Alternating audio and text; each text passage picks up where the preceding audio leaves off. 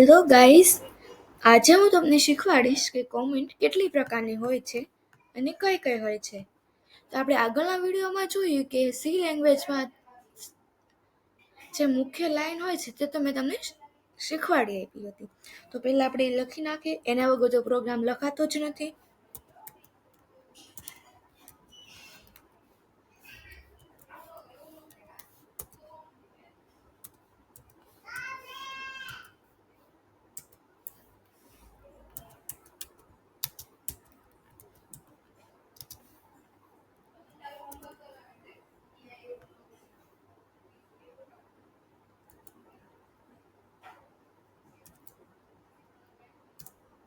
હા, તો કોમેન્ટ હોય છે મુખ્ય બે પ્રકારની.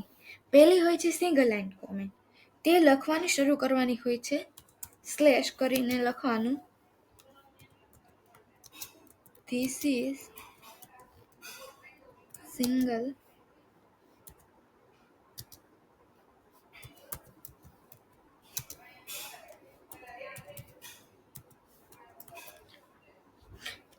હા, તો કોમેન્ટ શા માટે લખવાની હોય છે?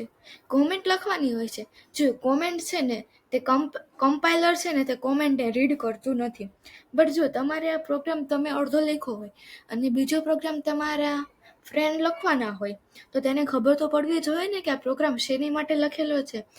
એના માટે આપણે જે હિન્ટ આપવા માટે જે લખવાનું હોય છે ને તે આપણે કોમેન્ટમાં લખવાનું હોય છે.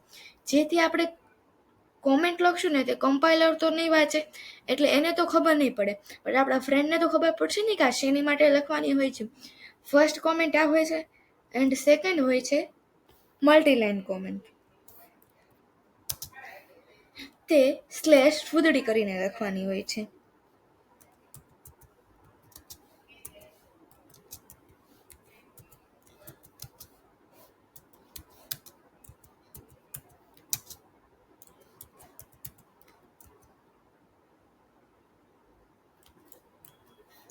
અને હા, એને છે ને એન્ડમાં પાછું ફૂદડી સ્લેશ કરીને એને પૂરું કરવાનું હોય છે. એટલે આ બે પ્રકારની હોય છે કોમેન્ટ્સ. એક તો સિંગલ લાઈન કોમેન્ટ અને સેકન્ડ હોય છે મલ્ટી લાઈન કોમેન્ટ. પછી તો આપણે જે આઉટપુટમાં પ્રિન્ટ કરાવવું એ તો તમને ખબર જ છે. એ તો પ્રિન્ટએફ ફંક્શનમાં જ લખવાનું હોય છે.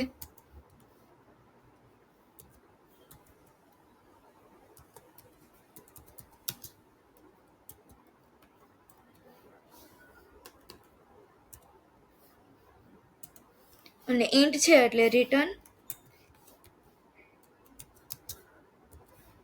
0 કરીને લખવાનું છે. તમે આપણે પ્રોગ્રામ રન કરશો એટલે તમે આઉટપુટમાં જોશો કે જે આપણે કોમેન્ટ કરી છે ને તે આપણા આઉટપુટમાં દેખાશે નહીં. આપણે જે પ્રિન્ટ એફમાં જ લખ્યું છે ને તે જ આપણને આઉટપુટમાં દેખાશે. Thank you for watching.